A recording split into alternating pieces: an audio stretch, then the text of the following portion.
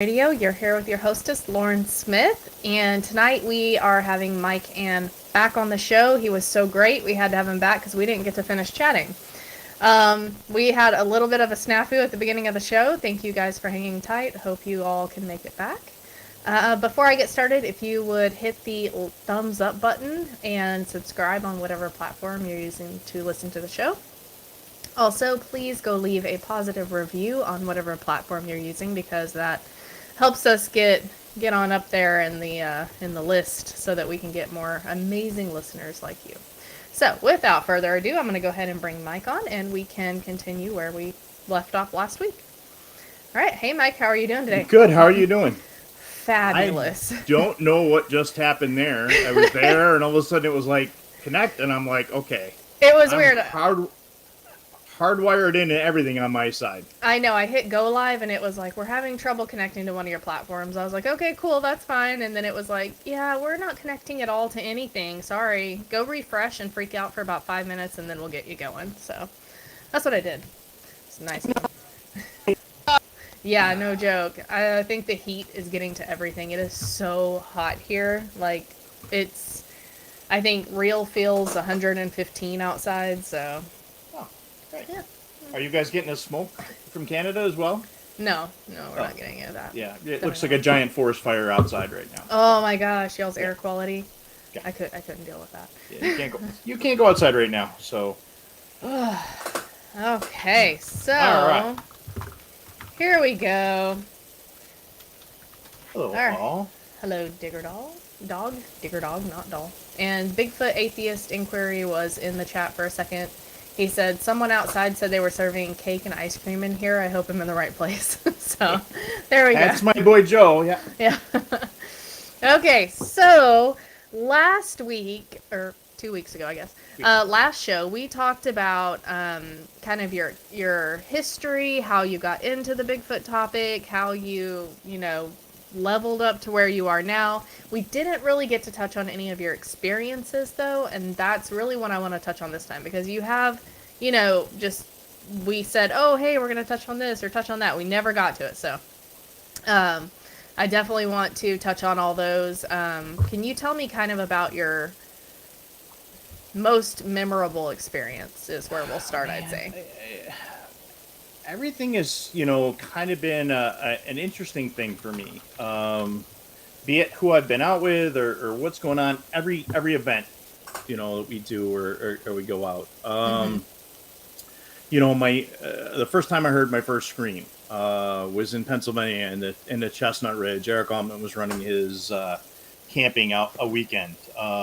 That is absolutely amazing. And, that one, we were up it's 2 nights we go out and kind of take some families out. Have never been out. And it was my first real Bigfoot event.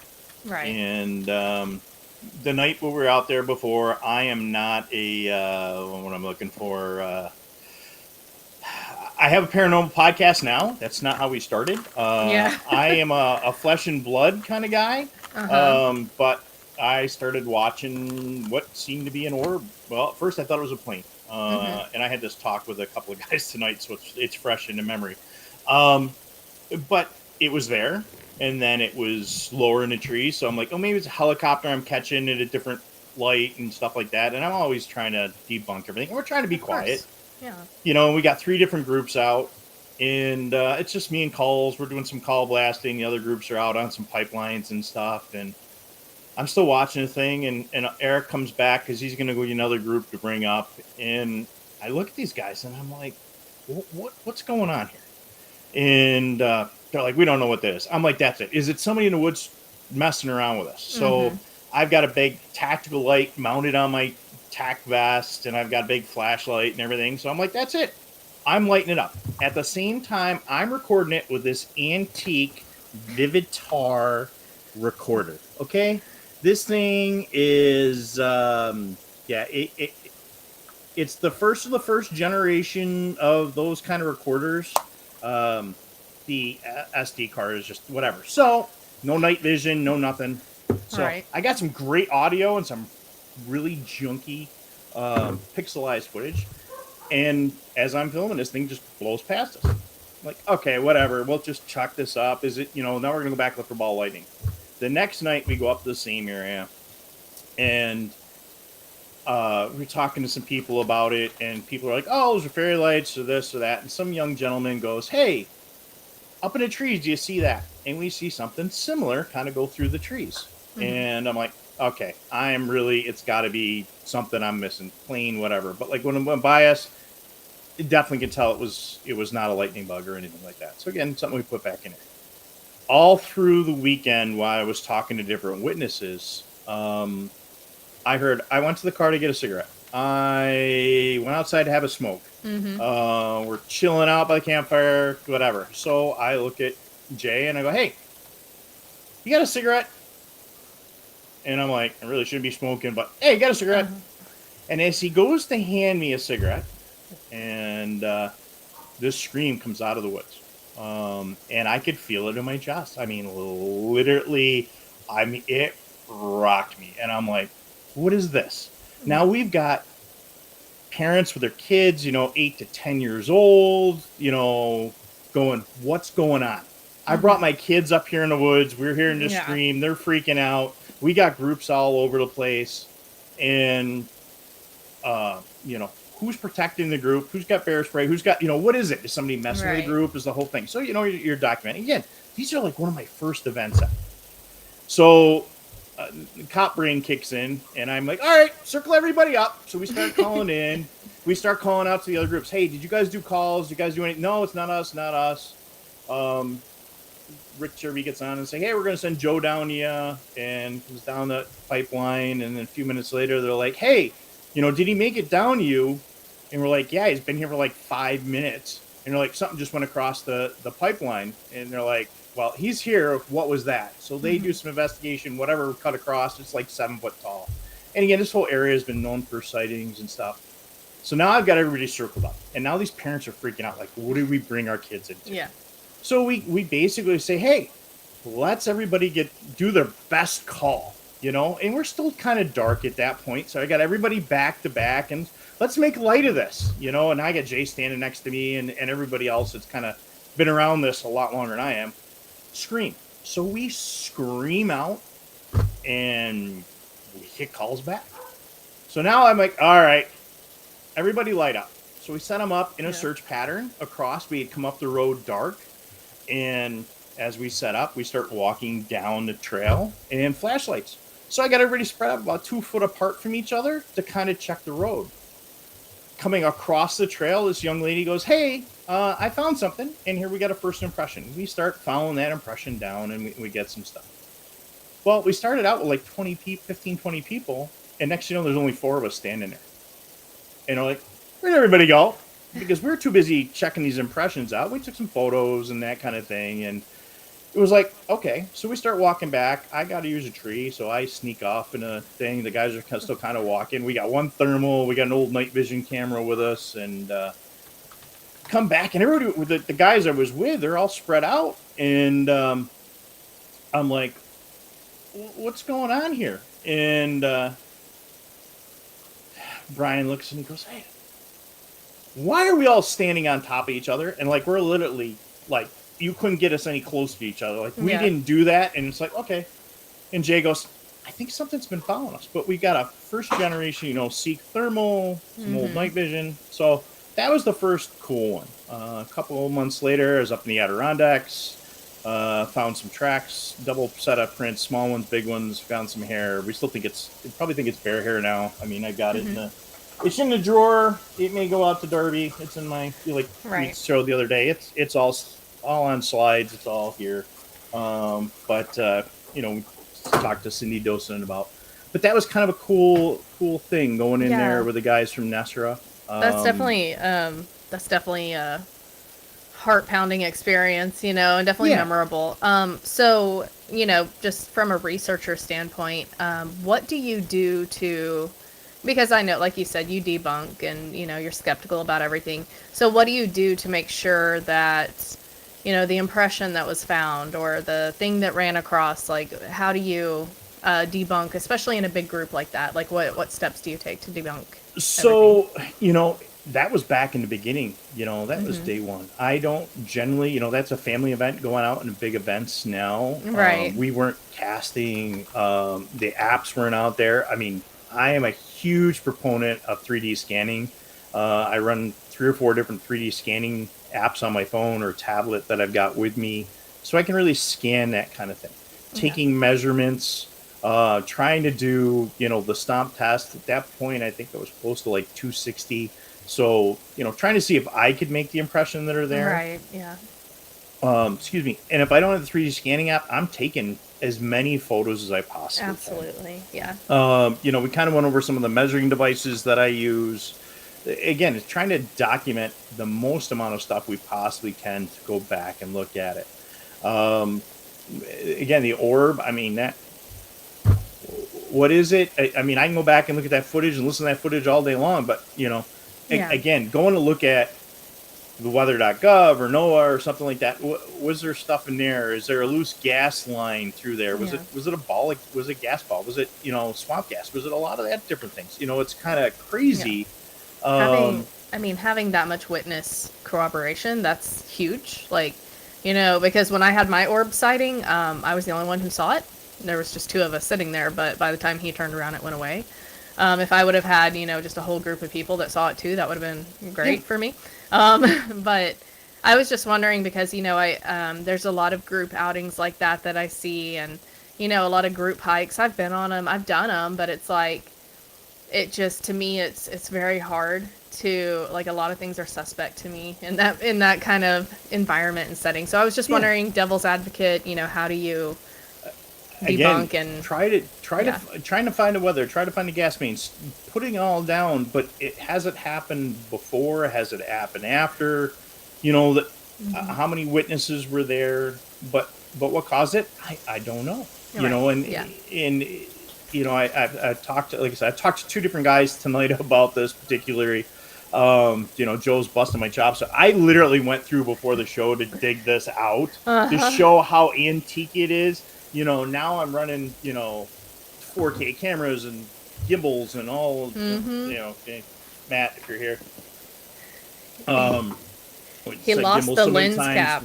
Yeah. I mean, it's antique. It's buried. I mean, the documentation is there. I mean, back before GoPros, this Kodak, I mean, this was my go-to guy, it's bringing that technology to have that data. There he is. Before that, we had video cameras with cassettes in them. That's what my mom used. Yeah. And I remember when she was so excited to get that piece of technology, because that meant, that she could walk down the trail. This was 20 years ago. She would walk down the trail and she would put it over her shoulder and see what she caught.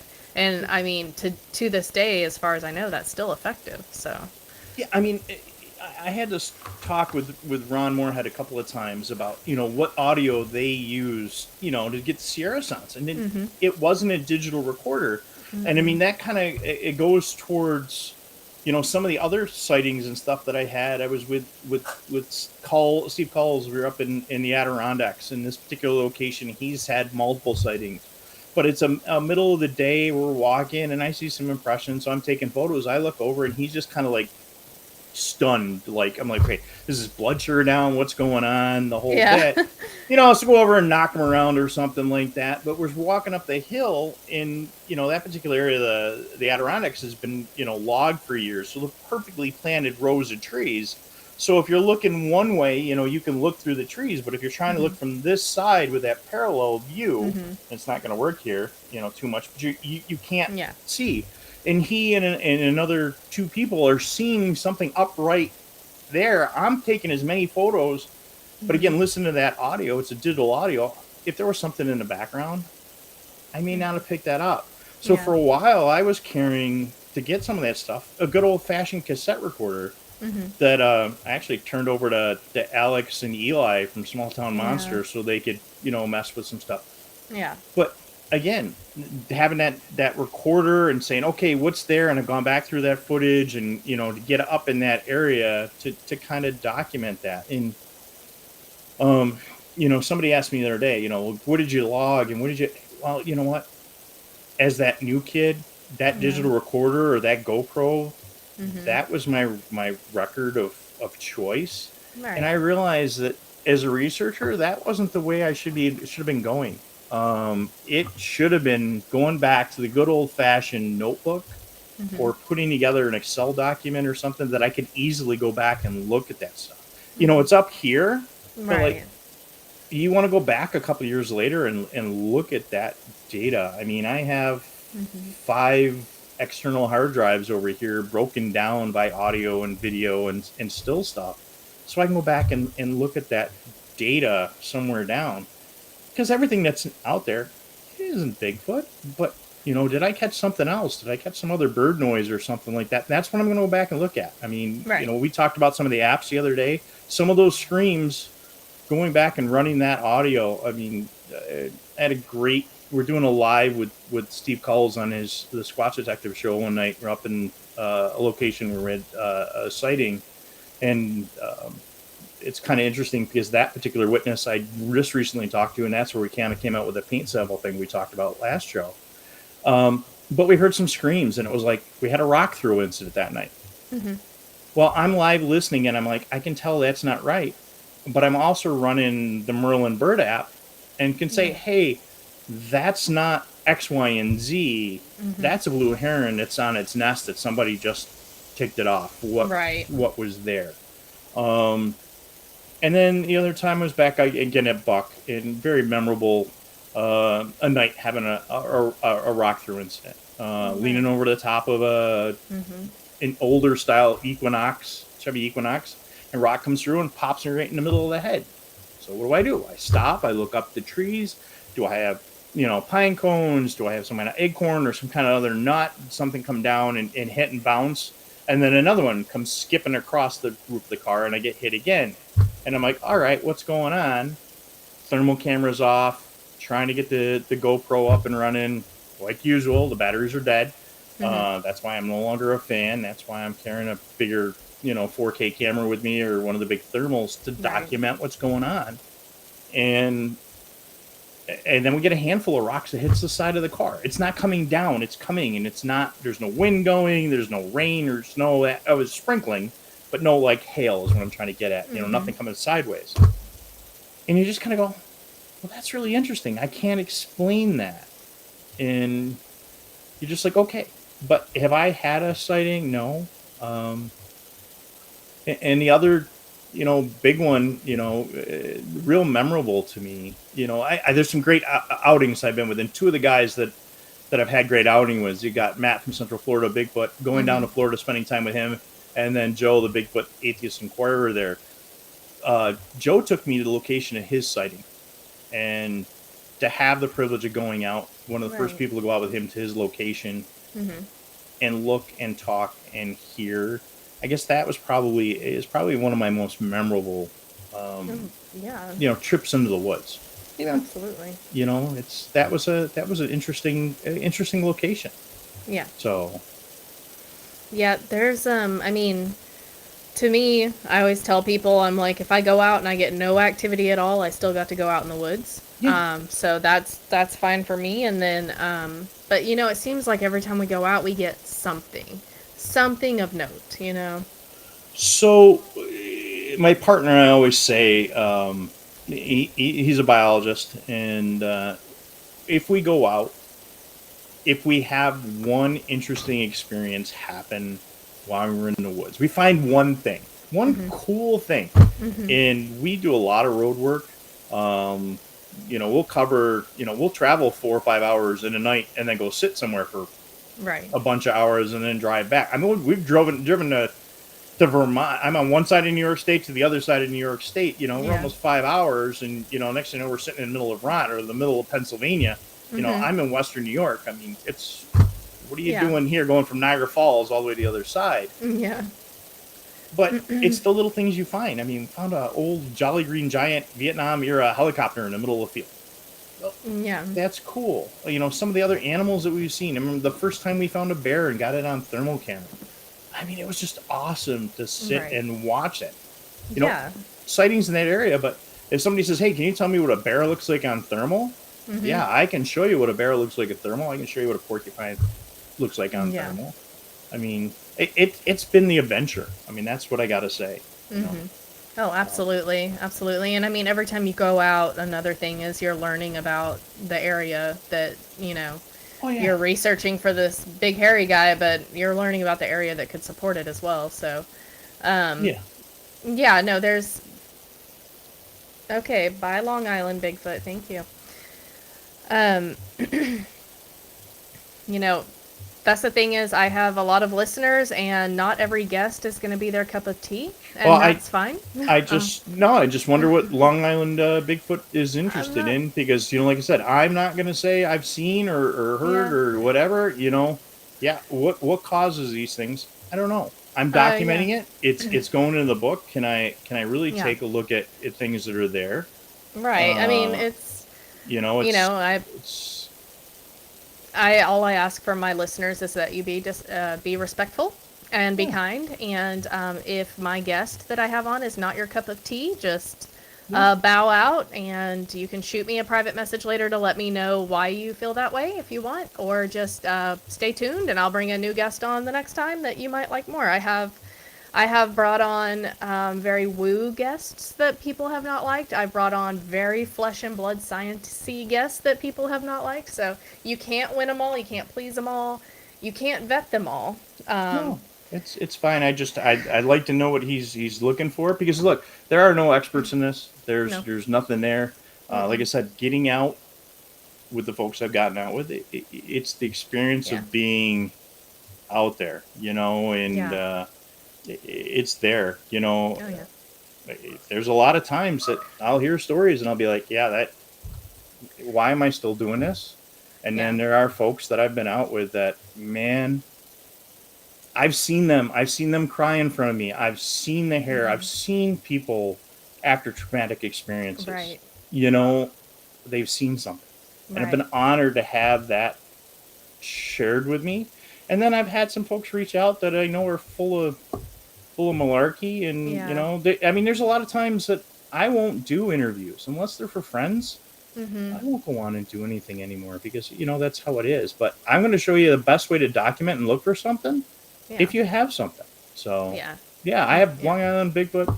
Reach out if you want. I'll Yeah. point you. If you don't like my direction, I'll point you in the direction of folks I know that Yeah. go down different paths. Yeah, there's a lot of different kinds of podcasts out there, and each Yeah. interviewer interviews a different way. So what would you say has been your most hair-raising experience? Would it be, because to me, out of the ones you've told me, it would be the rock throwing.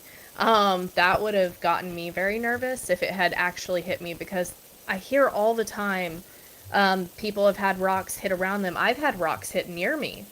But I always tell people, like, if they wanted to hit you, they would hit you. They have impeccable aim, Yeah. and you got hit. So, I've had two rock experiences. yeah, One was live. Steve and I were live walking. You could hear the rocks sliding in right by us. Um, the most hair-raising experience for me, I had taken a coworker and her daughter was going to write a paper on the subject. So I'm like, okay, there's a place I know we can go. It's safe. So we go up, and I know this particular area. We go up quite a bit. We use it for research for flying squirrels because, as we talked about last time, flying squirrels, if you hit them with UV light, they go pink. So we use it a lot, and it's close to home. So my buddy and I get in. We can, catch up on the week and do some. And there's some sightings in the area. I mean, the original sighting is right down the street.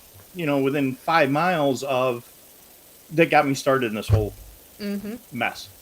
So I'm like, okay, it's fine. So we go up, and I'm explaining the gear. So I got my thermal cameras out. I got 2 thermal cameras out. I got the night vision out. We're kind of explaining everything. We're sitting at a picnic table. Some group of kids kind of come up, and they're kind of moving in another area in this kind of camping area. And I'm like, all right, we're going to move down the trail. So we go sliding up this trail, about a half mile away from them. And there's a nice little bench. So I sit them down on the bench. They've got their flashlights, got my bear spray or whatever, and they got the thermal cam. Like, we're not going to come across anything.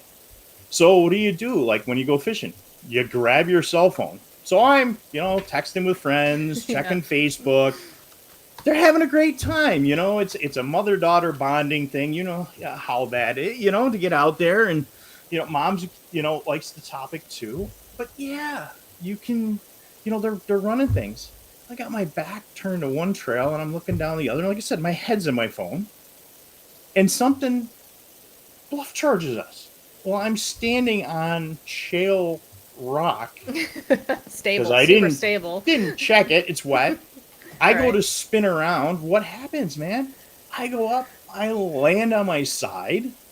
My flashlight goes rolling away. The phone goes the other way. They're screaming. And one of these days, I got to share the audio. I have permission to share the audio because the reaction of those two ladies at that point, of a couple expletives, get the flashlight on, whatever. I'm trying to roll around and I'm like, man, where'd you go? Jeremiah, be safe, brother. Yes.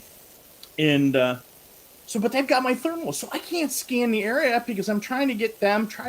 Now I'm like, oh crap, because I'm in charge of their safety. Well, like I said, these kids are half mile down the thing, and there's no way it's them coming to scare us because they would have had to turn flashlights on and run back to where they were at.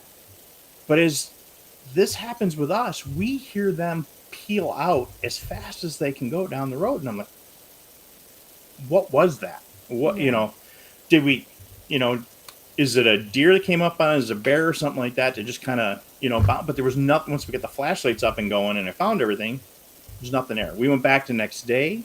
Thought I had something getting thrown at me again. But we found out that was the pine cone thing we talk about, where folks talk about having rocks and everything else. I hear stuff coming through the trees. It's not. It's pine cones falling down out of the trees. Yeah.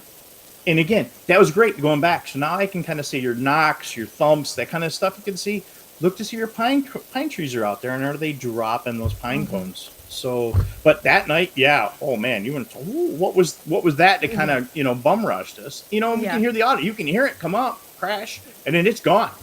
So if it was a bunch of kids, they were not getting out of there. I mean, no. Even somebody with high quality night vision was not getting out of there at that point. So no, and especially when you're in the woods and it's dark, little things sound big. Oh yeah. So when it's actually something big, that is, it's utterly terrifying. I've been bum rushed by a armadillo rabbit hybrid mix. It was utterly terrifying. I climbed the person next to me. Like I was sitting on top of their head by the time the whatever had passed, and it was very small, but it's just, when you can't see and all your senses go up, it's a heightened, but I've been rushed by something bigger, and it caused my very large friend to, I don't know how he moved that fast. To this day, I still don't know how he got behind me so quick. Not behind me. He didn't use me as a human shield, but he was on this side of me, and then all of a sudden he was over here, and I was just like, how'd you get over there? It was a bluff charge. To me is just one of the scariest things, because you don't know if they're going to stop, and a lot of times you may think something's over there, and then by the time it comes out of the woods at you, you're just like, that's a very, very terrifying experience. It can be. And you're right. I can remember we were filming on the trail of Bigfoot, the journey, and we're up in the Adirondacks, and Alexander Petikoff and I are in the back, and everybody else is in the front, and I just kind of went along for some tech stuff originally. So we're both running, some bigger thermals that day, and everybody's like, oh, "What's that in the woods?" And I'm like, "Tree rat." I'm like, "Yeah, it's a wood rat." I'm like, "What do you mean?" I'm like, trust me, here, check the thermal out. Here's this little thing, moving across. You're like, but, last fall, we're up in the Adirondacks again after the Whitehall Sasquatch calling contest. And we got bear on thermal, and you didn't hear that moving through the woods at all. Oh, yeah. And literally, Steve Kulls is wandering up with the night vision. I don't see anything. I'm like, dude, you got to come back. We've got it on thermal, and you're going right towards it. Yeah. And it's like, but to hear something that big moving through woods, you're not. I mean, how many times I've got deer, you don't generally hear the deer going through, but the squirrels and the like I said, the wood rats, when they're coming through, man, they just make so much noise. Like, just go out and sit in your front yard and listen to the squirrels in your front yard, or the Oh chipmunks, the yeah. screaming chipmunks. That Yeah. what's that? It's just Well, a chipmunk. every hunter on here, I believe, has cussed out a squirrel a time or Oh two yeah. in their in their experience. But yeah, armadillo here, they're the worst. They're the worst at night because you think, oh my God, there is just something like there's a Bigfoot over there. There's something over there. It's amazing. Yeah. Like we're about to light it up, and it's an armadillo, and they're just rooting around, blind little selves, doing what they do.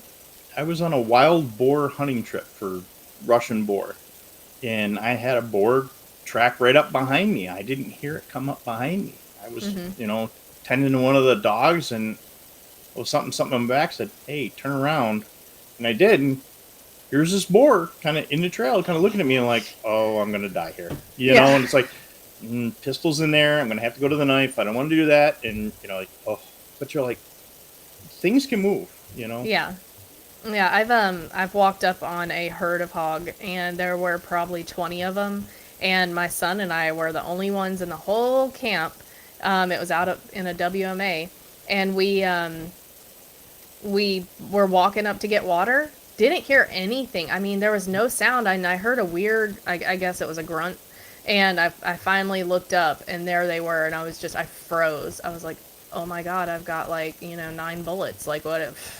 Yep. So what am I going to do? And so there was a boulder by the water pump. So I set my son up on the boulder and I just stood there and I was like, this is like Old Yeller. This is terrible. I don't know what to do right now. And then at that point they realized I was there, they sent me, I guess, I don't know, but I spooked them and they took off. And then 15 more out of the woods next to it took off after them. And I was like, oh my God. I didn't even know they were there. Yeah. And they move. I mean, you get a 200-pound pig, and it's going like 35 miles an hour, it seems, and you just zip, and you're like, what was that? Yeah. It's crazy, but the bear, back to that, how it moved so you didn't know it was there. That's terrifying that something that big can not make sound. So like Bigfoot, they aren't always noisy, they aren't always making noise, ground thumping and all that. Yeah. Joe, yep. The porcupine hair is right here, Joe. Yeah. This platform doesn't like your screen. Doesn't like my screen. Yeah. So. Oh my gosh. Yes. No, there's seems like every time that I go out in the woods, I have I've had some scary instances, and I don't know if you're like my mom and I, we've talked about this a lot, to where there's been a really heart-pounding experience and you go ahead and make the call to leave, or you've had a gut feeling to just, you need to go. It's time to go. And so you leave, and then later on you're kicking yourself for not staying or not pushing through that and going and seeing what it was. Have you experienced that at all? I think there's only one area we went to, and it just didn't seem right. But then, as we turned down the road, there was it was like a dump scene for a murder or something like that, and it was like, respect the body, it just was like, no, we're not going to stay here, but it was more like, but most of the time, no. I mean, usually, no, it's raining too much, it's cold, nothing's happened, but yeah, there's nothing. No overwhelming feelings of, I need to not be here. No, nothing's really given me that. I mean, I've been to a couple haunted houses that are like that. I don't want to be here. I mean, I was going to say, do you think you're desensitized to it a little more than the average person because of your employment, or?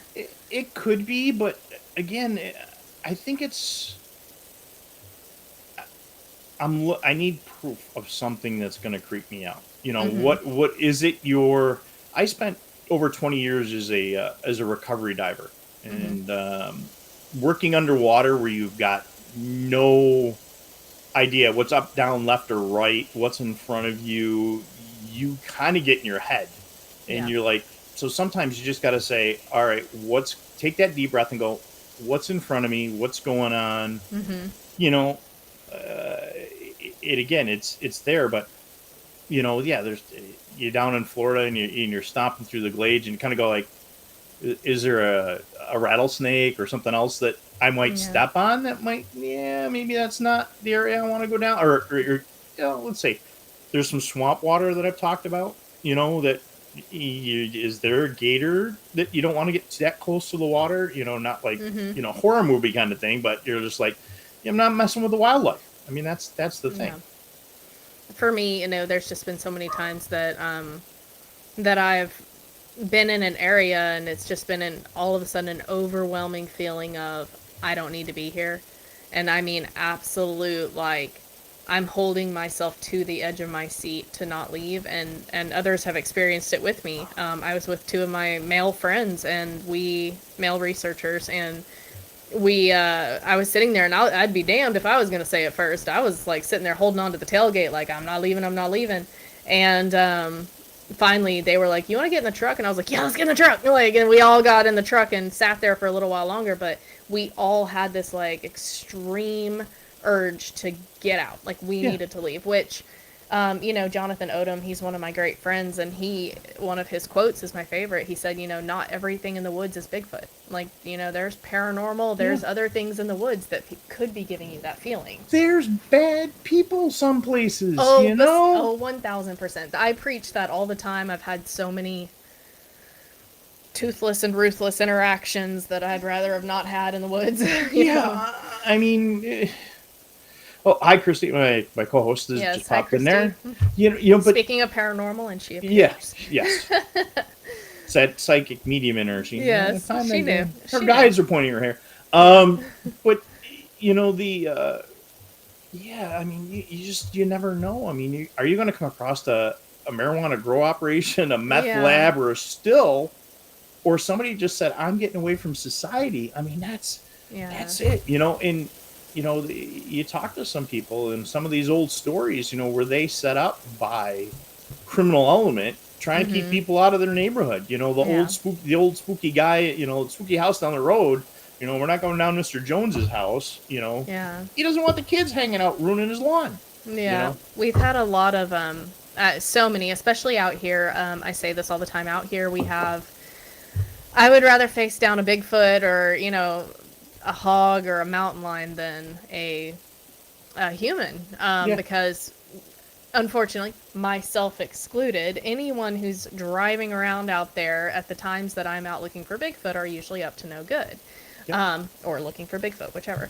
But the most popular nature places around here in which you would think Bigfoot would be a good spot to go look for Bigfoot, unfortunately, are very popular for nefarious activities because there's no people and less law enforcement. So it really sucks. The most dangerous part of Bigfoot research is the people. I've been held up on the side of a ridge with people setting a car on fire and burning it and shooting it next to me, and I couldn't come down. I couldn't do anything. I was stuck there until they got done. I was just hoping it wasn't my car. I was hoping they didn't come after me. I've gone down dead-end roads and got to the dead end, and there's just a whole group of people, and they start chasing your car, and we had to turn around really quick and get out of there. I've had people walk up on grows. I've had people walk up on meth trailers. I mean, it's really the nefarious people of the world make it very hard to Bigfoot research sometimes because it's... And folks that want to go out alone, I mean, I mean, you trip and you fall, you sprain your ankle, you're done. Your car breaks down, and you're out there alone. I'm like, okay, but like I said, there's two locations. One I just recently was cut across the Adirondacks because I wanted to go look for moose. And that big joke with everybody that usually watches my show. We got lost once looking for moose because GPS didn't want to work that weekend, and I was too lazy to get the map out of the trunk. But this particular road, so you're a man. No offense. Yeah, I was just lazy that day, but yes. But this particular road has been known to have some moose sightings, so I'm like, I'm cutting through. I mean, and at the end of the road, there's quite a few Bigfoot sightings. So I'm like, great. Yeah. But body dump on that road. Like I said, we came across the other body dump. I mean, it's running it, yeah, 357. Yeah, it does. I Yeah, switched to 10.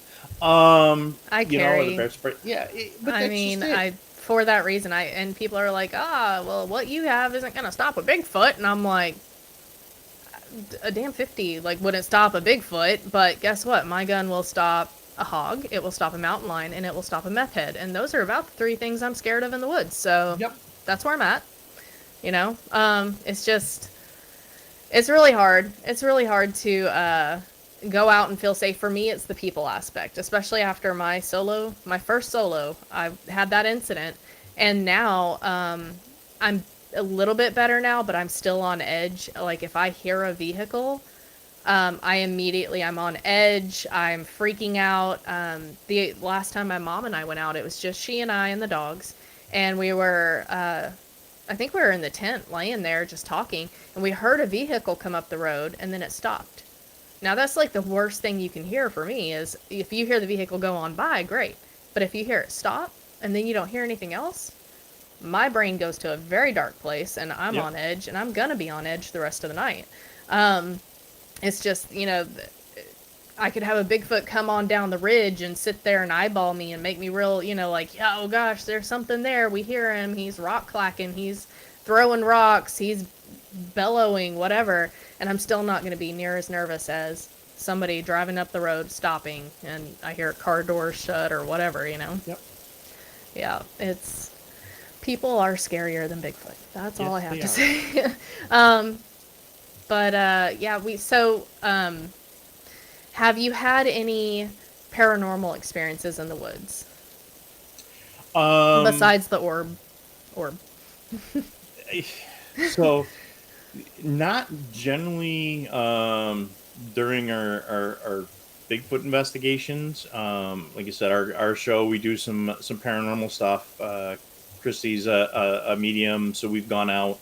When I got started with the Bigfoot stuff, Steve Kulls was part of a multidisciplinary team, and they kind of asked me, so we did a lot of paranormal stuff. We'll be down to the Hinsdale House in New York.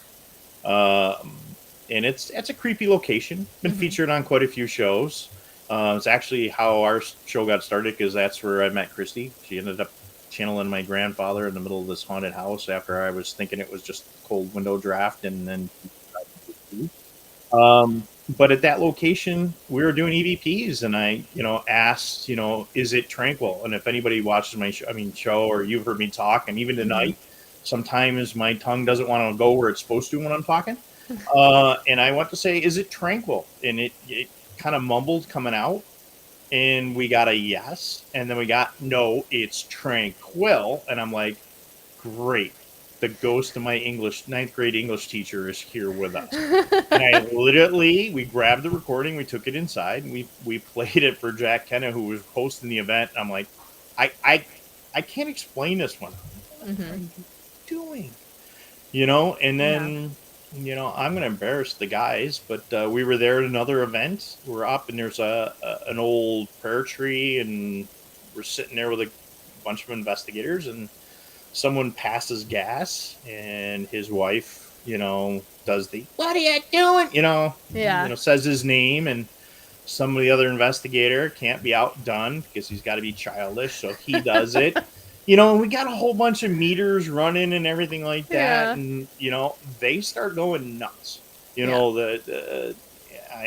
And again, I'm not a real good paranormal guy, so I don't even know what this particular device is, but it's got a temperature gauge on it, and it's like Uh-huh. the temperature's dropping, the lights are going, the EVP meter is going off, the Yeah. flashlights are going back and forth, and the one medium is with us. She's like, Spirit, are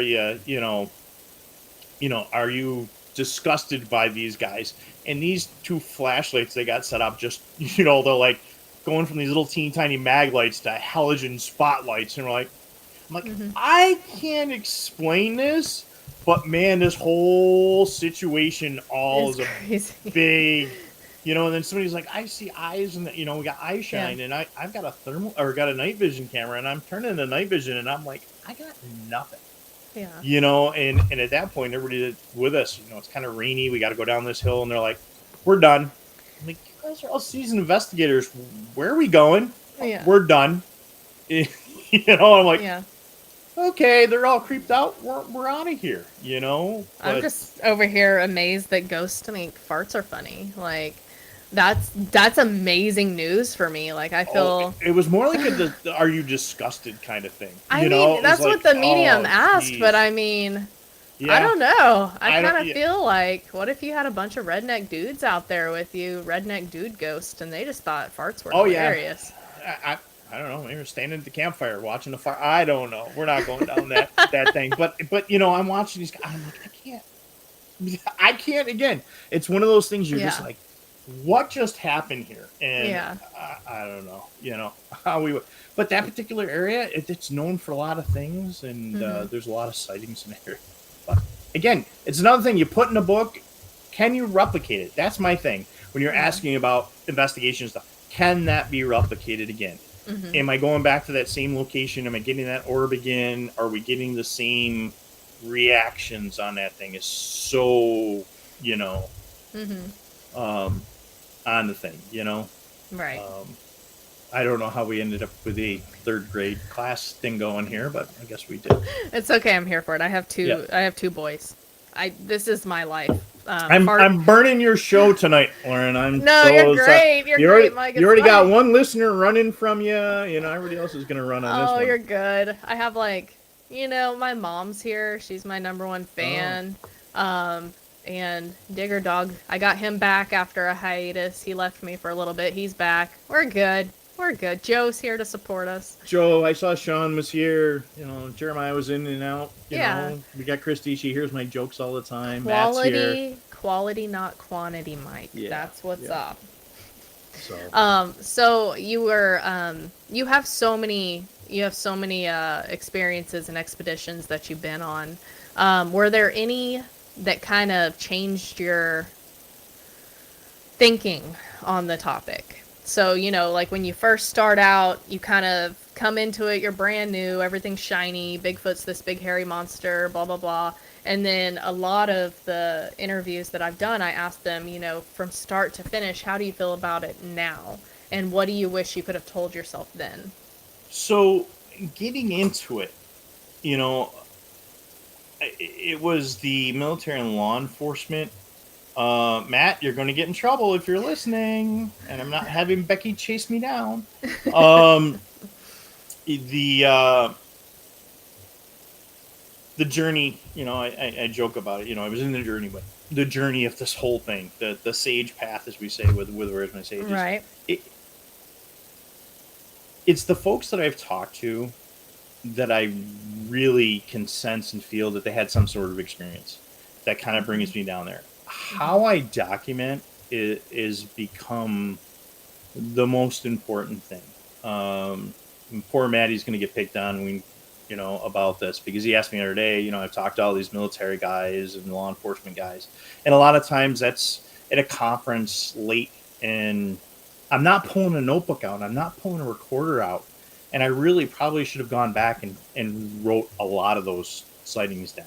I mean, to me, they're memorable and they're etched in my head because this guy or girl came up to me and said, "Hey, this happened to me, and I'm worried about they're worried about their job or what people are going to think about them, Yeah. and I'm giving them a chance to vent." The honor of Joe taking me out to his location, and we were talking about tonight. There's a couple of things while I was there that I probably should have taken some other measurements. Going out with Matt, and how I show all these different apps, and I try to share as much documentation with folks. If I knew some of that stuff, if I was doing 3D scanning from day one, Yeah. or had the Merlin, the Merlin app or Scott's Bigfoot mapping project, I mean, I try to share the best I can. So I've had the pleasure of being in the woods with some great folks that have a lot of skill sets that most other folks don't. Steve's a private investigator. Matt's an amazing photojournalist. Some of the trackers we've been, some of the special forces guys that I've been in the woods with, having two biologists that give me a lesson every time I go out with is so so important to me. Mm-hmm. Not carrying too much stuff with me. Yeah. You know, Mm-hmm. it's always so important for me to grab more info. I guess that's it. I guess better documentation Mm-hmm. would have been is the big thing. You Yeah. know. Yeah, no, definitely. Because especially like when you first start out, you're kind of there for the experience. You're there for the research also, but that experience is still fun. It's still fun to me to this day. Yeah. But if you're there to actually analyze, to collect evidence, to collect data, um, you need to be diligent in documenting that. I'm terrible about it. I'll be honest. I've gotten better. You know, like I told you, I use my notes app on my phone. I just grab it and Yeah. document whatever. But I've been terrible about it too. I used to wear a GoPro, but it just like the battery Yeah. life, and then just having to go review all that. It's easier just to jot it down. If I have audio or video backup for that, that's great. Timestamps, like you said, but Yeah. 1000% here for the free backpacks. If you missed part 1 of this show, go back for the gear review portion of the show. It was amazing. Yes. But I just know, there's a lot of people that honestly started out flesh and blood. And then the farther they go into it, it seems like a lot of them are going more paranormal on this topic. Or they started out believing, Bigfoot was a myth and then it was proven to them, or it's a journey. And there's a lot of people there thinking about the topic has changed over the years so much. It's amazing. But there are a lot more science folks that are there in the background. There are a lot more folks that we wouldn't think that are because it's become more normal. I mean, drive down the road, how many cars have got a Bigfoot sticker on the car? Yeah. I mean, Oh, it's yeah. but the other thing would be to save your pennies and buy quality equipment. Yeah. I mean, like I said, this thing's probably $20 or something like that. That was where I started. Yeah. Again, the first night visions or thermals or something like that. If I'm a thermal guy. I mean, God, this is my baby now. I mean, this thing, half mile for a human-sized target, 2 miles for a heat source. But saving for that stuff. I mean, like, okay, it's time for drones. I mean, you're looking couple $1,000s for a good drone, Yeah. thermal stuff. But did I lose you? Okay. But I guess that was the thing, is just don't rush out and buy equipment. I mean, you can go really, really, really cheap. I mean, again, having a tape measure, a flashlight, a good compass, and a great first aid kit, and a backpack, and make sure you got your food and you can do it.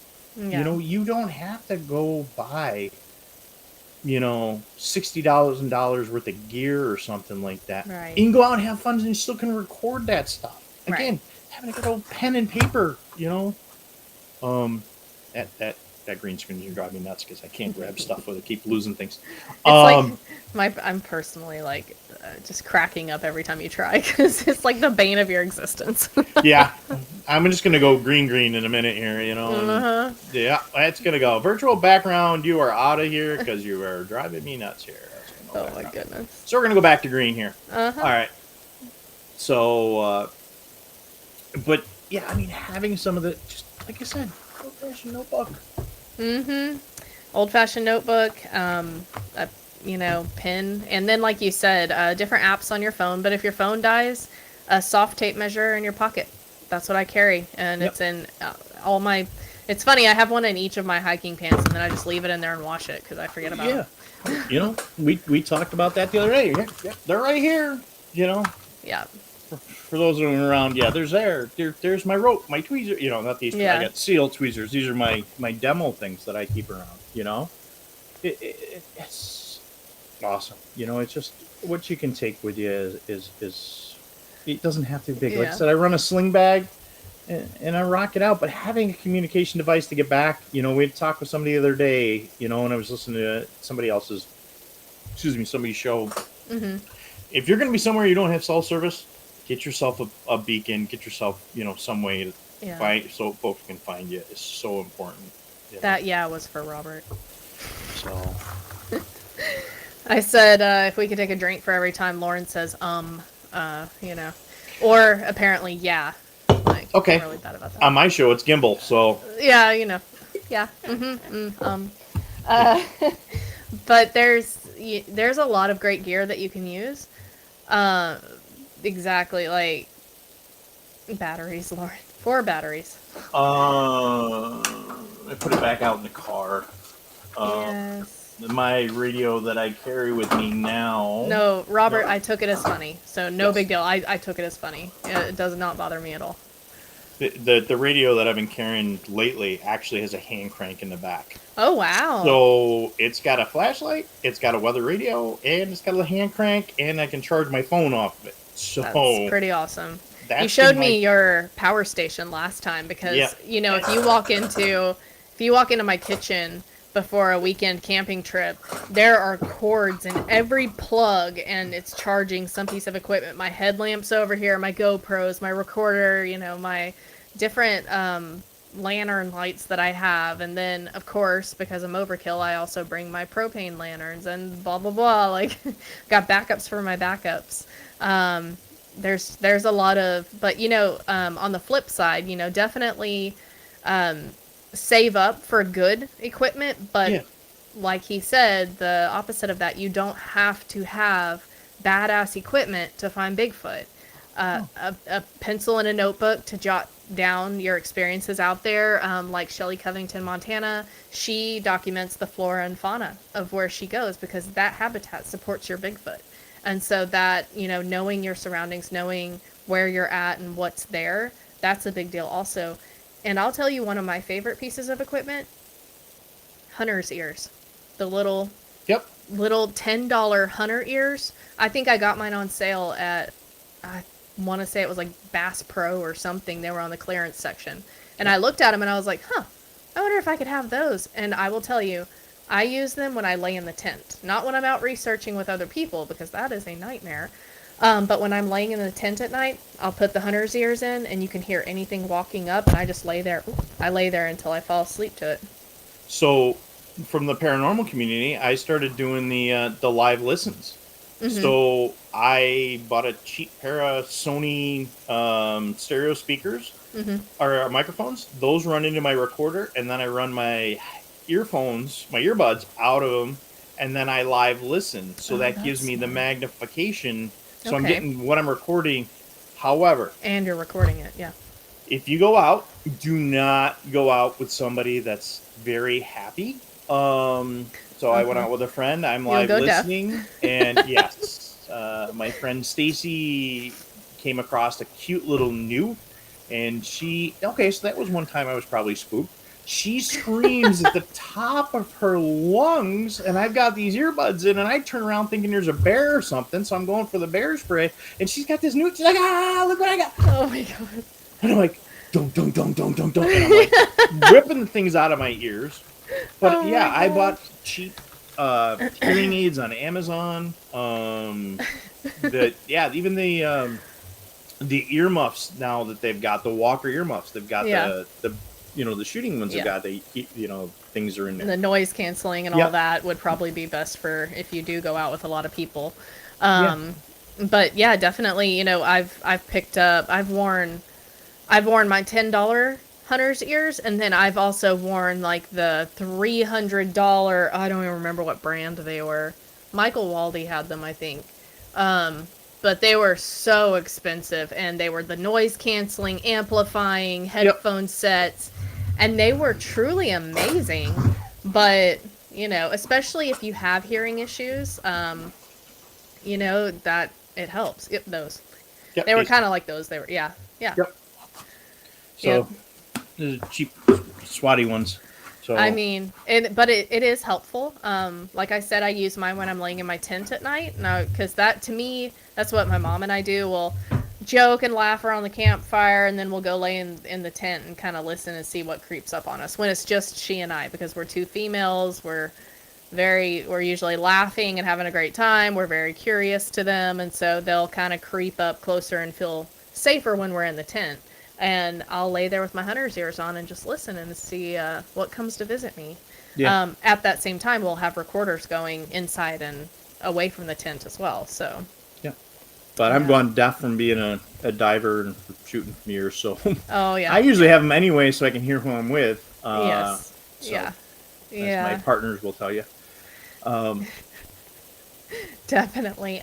Do we have any questions for Mike about his experiences or his gear? Oh, I have a question. What are your plans coming up? Are there any big projects that you're working on right now, or anything you have coming up that you're excited about, Yeah. event wise? So I've got an event on July 22nd in Caledonia, New York. Actually going to be speaking with Joe, the Bigfoot atheist there. So we're doing a joint presentation. And then I will be in Whitehall at the end of September for the Sasquatch Calling Contest in Whitehall. That's a great event. Alex will be there, Alexander Petikoff, Steve Kulls, Emily Floor. I don't know if Eli's coming for this one, but there'll be it's a great event. I mean, it's huge. Paul Bartholomew will be there. So all those Whitehall folks, think Brian Gosselin, they're going to do like a tour of Abear Road, get the whole tour bus. So that's going to be a cool one. Next weekend, I'm actually going to be doing a paranormal investigation with another paranormal group. Christina and I are going out to Ohio to do that. That's exciting. There are some bigger things coming. I can't really talk about, but I'm helping some folks with some hair stuff. Awesome. We talked, I think, a little bit about Darby Orcutt's at NC University doing the DNA study. Did we get into that last time at all? Yes, I think so. So if you've got that unknown hair and it's a college-funded thing, so I'm helping some folks package up some hair to get out to him, and I got a couple of little cool things I'm working on that will be hitting sometime soon. So awesome. It's getting back in the woods. It's enjoying things. Right. Just passing the word. That's the kind of thing. It's not all Bigfoot, folks. So so if you're interested in the other things that Mike does, definitely tune in. Let me pop this up real quick.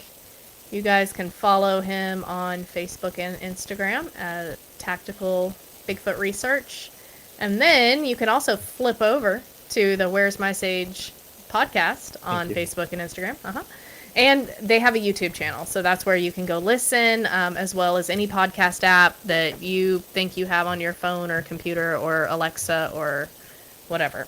We're everywhere. Yeah. You're everywhere. I will never forget the first time someone realized that I was on, I think it was like Google Play or Amazon or something, and they were like, "You came across my Amazon thing today, and you're famous." And I was like, "Well, it actually feeds to all of them, but thank you." We'll go with that. Yeah.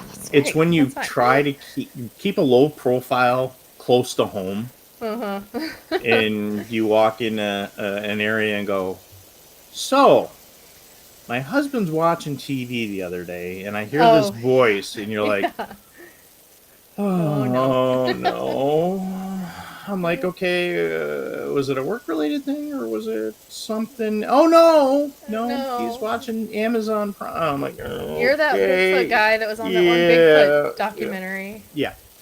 And then you try to separate, work from, and then you're like, "Oh, he watches all that stuff," and then all of a sudden you're the cool kid, but then you're like, So I don't have that problem. Yeah, no, I did back when I worked in human resources. I used to be deathly afraid that people would find out about the Bigfoot thing, but then Finding Bigfoot came out, and people stopped seeing it as so taboo, and now I'm the Bigfoot girl. So that, yeah. But again, it's okay. You're doing it. Well, what are you doing? Well, how many kids can we teach about science now because they like the subject? How much? Well, how many, all the stuff that you're doing and you've been doing with the kids. I mean, we're kind of trying to do this up here as well. Right. Get everybody involved the best we can. I have a presentation that I do called Little Footers, the Next Generation, and that's actually what it's about is kind of using Bigfoot to entice kids to get out and get into nature, because first of all, they're the next generation of Bigfoot researchers. So we've got to train them right. It's our job. And then also it's getting them away from their screens and everything that I hear people complain about. Get them away from their screens, get them outside, get them into nature. That's a big deal for my kids. It's never really been an issue. If they have the option to go do something outdoors, they're going to do it. But other kids, it's getting them out and teaching them. And then you also make a lot of great memories with your kiddos.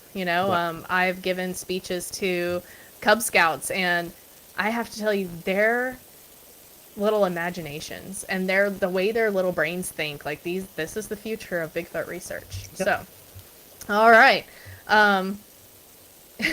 On that note, we'll go ahead and we'll start wrapping it up here. Thank you again for coming on, Mike, for part 2 and sharing your experiences and more of your gear. You thought there couldn't be more. We'll have part 3 for the rest of his gear. Oh, yeah.